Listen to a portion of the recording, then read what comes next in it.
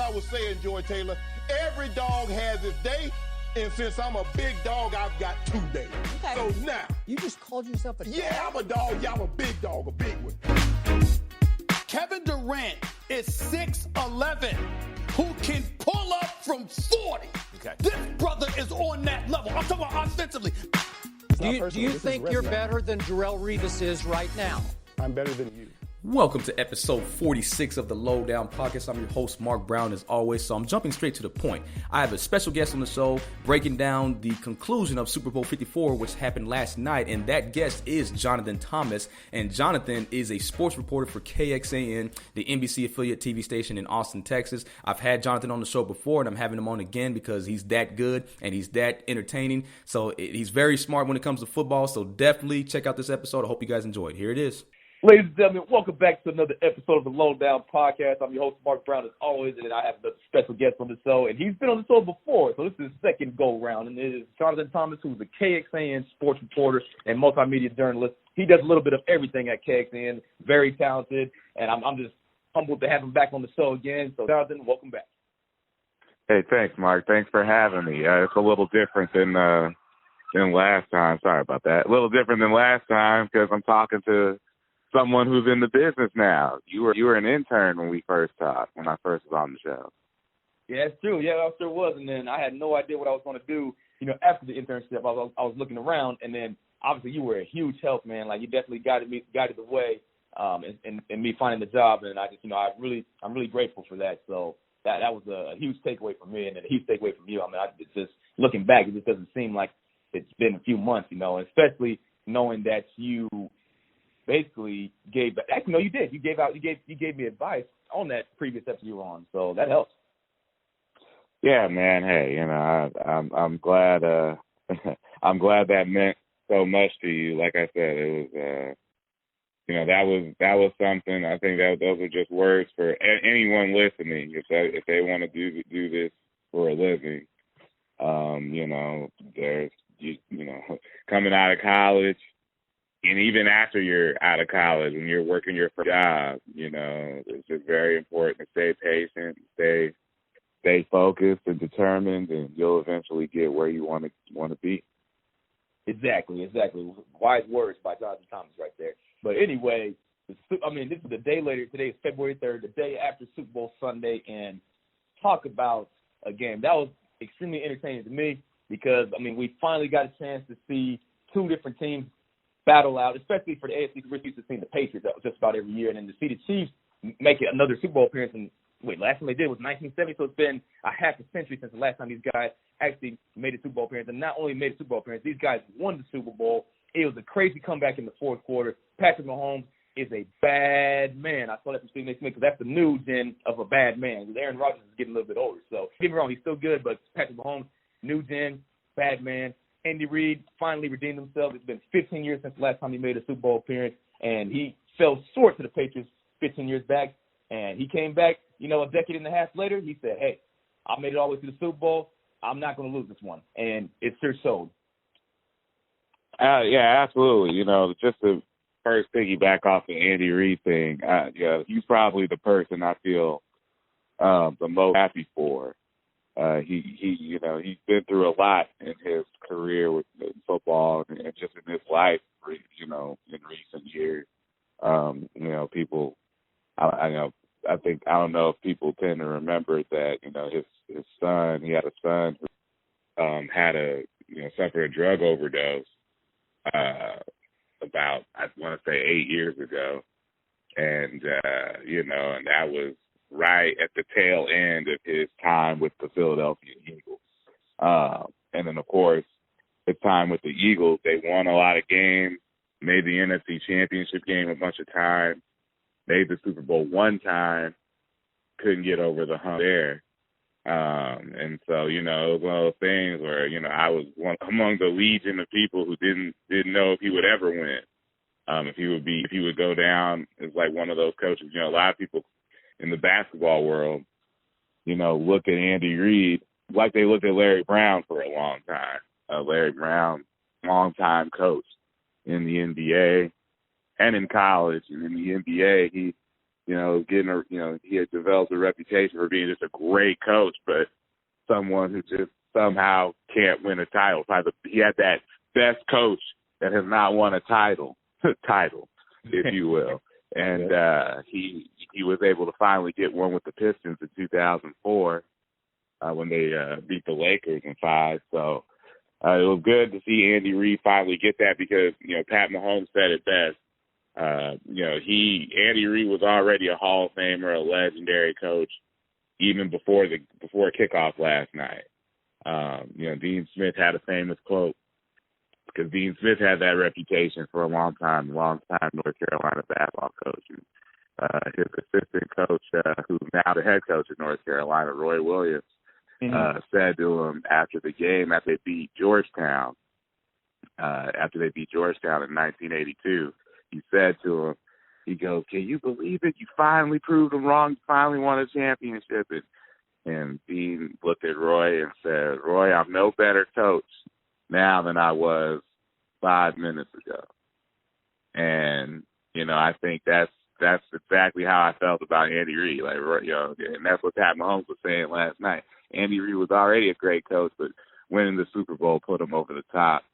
And you can't, you definitely now, it's undeniable. You can't throw that tag on him. Well, he never won the big one because he was finally able to do that. But yeah, man, now Pat Mahomes, wasn't his best game statistically at all in the playoffs, and even just beyond numbers. The 49ers made things really uncomfortable. I thought that was the story of the game for the first, the 3.5 quarters. Was just how much pressure the Niners, defense was putting on Pat Mahomes. They were getting to him. They were getting to him a lot. It seemed like, Nick Bosa was getting to him a lot. It seemed like, other guys on that defensive line was getting to him. Tart was getting to him. DeForest Buckner was able to get to him quite a bit. It seemed like he was already scrambling around, but not scrambling around in a good way. He was scrambling around like trying to get away from someone. But he was able to make the plays necessary to get the job done, and that's all you can ask for. That's what it's all about. It doesn't have to be, it's the old cliche, an ugly win is still pretty, still a win. Exactly. And that's what it was. That's what it was for Pat Mahomes and the Chiefs last night. It wasn't sexy until about 6.5 minutes left in the fourth quarter, and then after that they just did what they're doing all postseason. They made comebacks, made the big plays at the right times, and got the win. And I noticed that George Kittle obviously was a huge weapon for them offensively, and then obviously Raheem Mostert, one of the running backs. That's the thing. They had three solid running backs in the backfield for San Francisco. So I was a little bit worried about that at the beginning of the game, especially at the end of the third quarter. They were down 20-10, and at that point, according to ESPN, San Francisco had a 91.5% chance of winning the game by that time. And I was thinking, and I thought it was over too. I was obviously at work. I was at work. It was me, Rachel, Ryan Reynolds, and the whole entire weekend crew. We were watching the game, and I thought it was over. I was like, man, dang. I really thought Andy Reid was about to lose another one.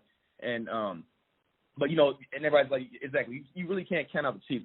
This entire postseason, these guys had comeback wins. Think about it: 24-0 to the Texans, and in the division round, and they came back in a very short amount of time. By the second quarter, they were able to come back and tie in by halftime, and then the rest was history in the second half. And then they did the same thing. They were down 17-7 to the Tennessee Titans, came back and won it. So, it's possible, but at the same time, I was assuming that if the 49ers had a lead like that, I didn't think the Chiefs would come back. But all they had to do was score. All they had to do was score one time, and they were just a field goal behind, right? And then really what's incredible, they were able to come back and win in just the last 6 minutes of the fourth quarter. I don't understand. Yeah. I don't understand. That was probably the craziest comeback, besides obviously the Patriots and the Falcons 3 years back. But that was an incredible comeback, especially for a 24-year-old Patrick Mahomes. And you're right. Statistically, that wasn't his greatest game. He threw interceptions, had 286 passing yards, and then same for Garoppolo, man. He threw 2 interceptions as well. They started struggling towards the bottom half of the fourth quarter. So it just looked like the Chiefs just sealed the deal, especially that run, that 38-yard touchdown run by Damian Williams. That was it. And then Garoppolo threw a pick again after that whenever they got the distance ball. So, that was it, man. I feel like it got to him. And plus, obviously Garoppolo tore his ACL the previous season, and, the 49ers went 4-12, and then he comes in this year, and it was the exact opposite. They make a Super Bowl appearance, and, some 49ers fans are just assuming that, maybe the ACL tear he probably didn't, fully recover from that. Well, what do you mean by that? That was a whole year ago. Yeah, anyone who's saying that is out of their mind. That's ridiculous. I don't know. Yeah, I don't know where you read that or who said that, but that's ridiculous. That's an excuse right there. I'm like, you just got to give the credit when the credit is due, and, the Chiefs deserved it. I mean, like you said, like you brought up that incredible story, that basketball story from years back, and then just to see that Andy Reid was able to seal the deal. And you had several celebrities congratulate Andy Reid. You had the Philadelphia Eagles, the entire organization congratulate him. You had LeBron James congratulate him. I mean, it was just all over the place. And I just like the entire outcome of this game was exciting. I mean, I'm pretty sure the ratings went up. I don't even know what the ratings were, but I'm pretty sure they'll have it out pretty soon. They might have it out right now, but I'll have to check and see. But I'm pretty sure it was decent ratings, especially. I mean, you had the halftime show with J-Lo and Shakira. That definitely caught everybody's attention, if you get what I'm saying. But yeah, sure did. Yeah, and the internet kind of blew up, especially when Shakira had that turkey call. It sounded like a turkey call. That was pretty funny. But I don't want to. I'm not trying to throw shade at. I mean, I'm assuming that's culture, that their culture, or I don't know. But I thought it was pretty funny. I mean, it was pretty funny how they just made a meme out of that. So. Yeah, well, we all knew that was gonna be a meme. But to your point, about the Niners, I think the thing about them, is that they didn't put their foot completely on the throat of the Chiefs and put them away, because it was only a 10-point game, and I do know it was in the fourth quarter and everything, but with the offense like Kansas City that can score so many points so quickly. You've seen it all playoffs. You've seen it all season. You need to have a little bit. You need to have a bigger lead than 20-10, even with 6.5 minutes left in the fourth quarter. The Niners just could not, put them away, and I think that was ultimately the issue. They didn't make it. They didn't make it to where that comeback seemed very difficult, I mean, it was like, all right, Kansas City was pretty much, they just turned it on. They flipped the switch. I hate to say it like that, but that's kind of what happened. I mean, they scored, 21 straight points in 6.5 minutes. So, you gotta, when it comes to the Niners, from the Niners perspective, they have to be feeling sick, because it's like we had them, so close. We had them down. We just didn't bury them. And that was definitely the biggest issue. And credit the Chiefs defense, because they made things really difficult for Jimmy Garoppolo toward the end as well. And they were getting, the big hits on him and, forcing him to throw, make really bad throws, make uncomfortable throws. And, and that's part of the reason why the Niners couldn't put them away, is because the Chiefs really ramped up the pressure on him. Exactly. And then I also noticed this game might have been a lot closer, maybe within just a field goal range. Like, it could have been 31-28. If remember that deep throw that Garoppolo had on Emmanuel Sanders in the go route, and it was overthrown. Yeah, that was if he actually landed that right on the money, that would have been an easy touchdown right there. Mm-hmm. Yeah, and then so that would have been a game changer right there. But like, that's another. I noticed I saw all these reports, especially like Bill Barnwell from ESPN. I mean, plenty of other NFL insiders. I saw that it would have been a closer game if he had caught that pass, if Jimmy Garoppolo just made if he just made a more accurate throw. And plus, he was under pressure. If you look back at that play, he was under pressure. He had to get rid of the ball quick. So he saw Sanders. He said, I'm just going to get rid of it. And he just put too much arm strength into that, too much power into it. And he was assuming that Emmanuel Sanders would go out and get it. But he overthrew him by a long shot. That ball landed in the back end of the end zone. So, like, there was no way he was going to get that. No, for sure. No, he wasn't. And I think one of the reasons why he airmailed that was because, again, remember, he got hit and, buried on that throw. I mean, and I think he saw it coming, and, he didn't deliver it with the amount of finesse that he probably should have. He just was like, yo, they're coming, and he just, bombed it, and he just bombed it way too much. And that's why it landed where it landed. Yeah, exactly. That was obviously like a panic. That was like a form of panic for him. He's like, I got to get rid of it, just like you said. But either way, I feel like the Chiefs still. There's really no way you can predict it if that play was actually to